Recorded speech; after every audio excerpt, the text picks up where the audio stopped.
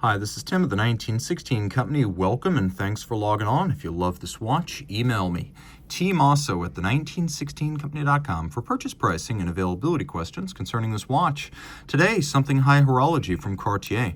The frankly stunning Cartier Ronde Louis Cartier, a timepiece in white gold set with, are you ready for this? 587 diamonds on its white gold dial and 60 diamonds on its bezel. Are you ready for over 600 gems on your wrist? Guys, I left one out. You got another one on the crown. Let's rock and roll. Talk about what's inside, what's outside, and how it fits. This is going to be fun. So the watch is not as big as it probably looks. It's 42 millimeters in diameter, but super slim at 7.5 millimeters thick. In profile, you can see it's 44.4 millimeters from lug tip to lug tip, and it has a 23 millimeter spacing in between the lugs. On my wrist, which is 16 centimeters in circumference, you can see this watch is ultra thin, but it's also full size. Now the strap is very substantial. It's also stiff and it's not broken in. So I'm pulling it a little bit tight because it is so short lug to lug. Remember, 44.4 millimeters. Once that strap softens up, this is going to have no trouble fitting on a wrist as small as 14 centimeters circumference, and it's going to fit easily underneath a dress cuff. So we've got our 648 gems. What are we going to do with them? Well, why don't we strut our stuff? This will fit underneath a dress cuff, no problem, but it's not designed to disappear. This is a watch that is all about making a statement.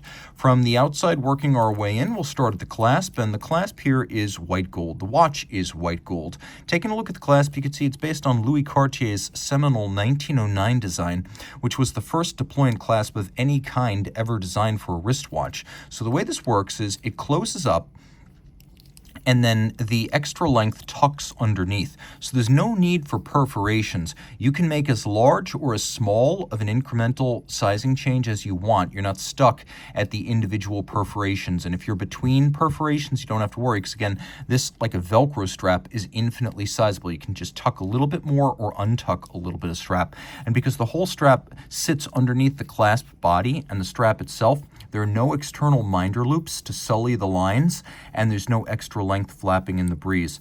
Interesting thing about the white gold on this watch is that it's something we don't see too often, but when we do, it's generally on heavily diamond set watches, and that is rhodium plated white gold. So the rhodium plating makes the white gold as white as platinum, and when you have perfectly white, brilliant cut diamonds, that is an appealing feature. Now you can see here, looking in profile, that sharp break between lug and case, a difficult thing to achieve. Elegant, graceful, and you could see how compact everything is as the strap barely protrudes beyond the edge of the case. The watch is 42 millimeters in diameter, but it's only 2.4 millimeters larger than that lug to lug. Taking a look at the diamonds, this is handmade. Now, most Cartier watches, like most Rolex watches and most Omega watches, are mass-produced by machines. But when you have this much gem setting, the only way to do it is slow going, setting by hand using traditional tools such as jigs and fire. We have a lovely little beaded diamond set crown that is extraordinary in its beauty. And then we have these brilliant cut gems all the way around the bezel. So you have 1.53 carats and 60 diamonds in the bezel. Then on the dial, you have much, much smaller gems. But first of all, the dial is made of solid white gold in order to be able to set all of these diamonds. And the 587 diamonds amount to 1.26 carats. Now you can see we have a small second. We also have modified Breguet style hour and minute hands, and that the time scales are actually quite compact. What we have on the back might not be the easiest movement to identify, but I've done the work for you. This is Piaget's, often Altiplano featured 838P, here doing business as Cartier 9754MC. Whenever you see Cartier using a Piguet movement, Jaeger-LeCoultre Piaget, it's pulling from among the best suppliers of movements in the business. This is a high horology caliber, and it's built for a thin watch like this, being only 2.5 millimeters thick. It's larger than something like a 430P, which would be too small to properly fill this fairly large case back. This movement is 26.8 millimeters in diameter. It's a 19 jewel caliber. It beats away at 3 hertz. It's quite attractively decorated and has a somewhat impressive 50-hour power reserve, given how thin it is, that's quite commendable.